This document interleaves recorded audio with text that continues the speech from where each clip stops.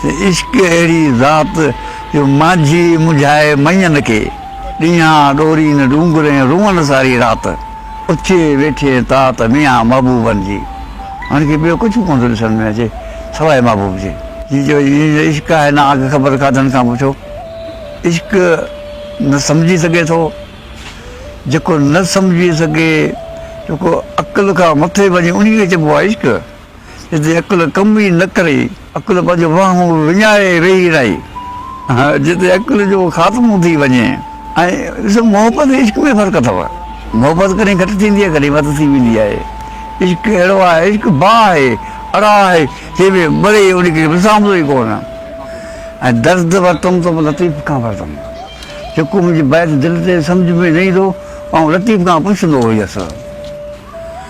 मां एतबार कंदो त मूंखे हज़र थींदो, असरु हूंदो, मूंखे लतीफ़ सम्झाए वेंदो हो। मूंखे मुंहुं पहिरियां दुश्मन बि नथो चवे, हाणे उहो पहिरीं मुंहिंजा ॿियो बि न आहे। ॿधी विधो तार में, दुश्मन ॿधे थो त कावड़ कान थी चढ़े या गुसो थो थिए, हाणे चवे थो पिरियन ॿधो।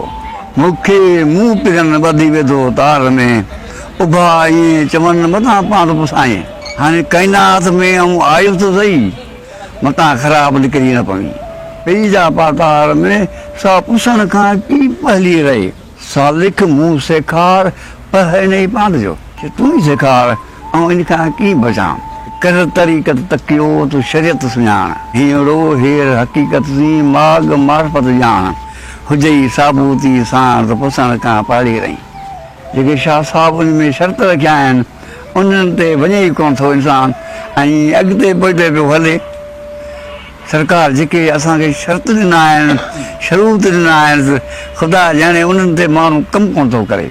न की कुनफ यकून हुई, न की लिंग, न की लहम, वञो हो न बुतमी अञा की आदम, मूं तिनी जी संग हुई साञा सिपरनि जी। ख़ुदा ॼाणे मूं कोशिशि कई लतीफ़ खे सम्झां, पर मुंहिंजी सम्झ खां आला ई अफ़सर मथे पियो वञे। लतीफ़ जी परवाज़ हिकिड़ी बेइंतिहा मथे आहे। मूं जीअं ई मझ जा कंदी ॿारो चंसी, मथूं गलनि हज कान लाहींदी कॾहिं। मूं जीअं ई तात जा कंदी मियां ॿारो चंसी, विझी ॿाहिनि वात रोंदी रत पुड़ा। ऐं अन ॾुखो यूं ॾुखो हिनजे को पुखे पवनि, घाह न लॻनि घटि जो हू रिया मुंहिंजा जो रोअनि। चितारियो न चवनि पार मुंहिंजे पेरनि जा, अन ॾुखो यूं ॾुखो हिनजे को पुखे पवनि।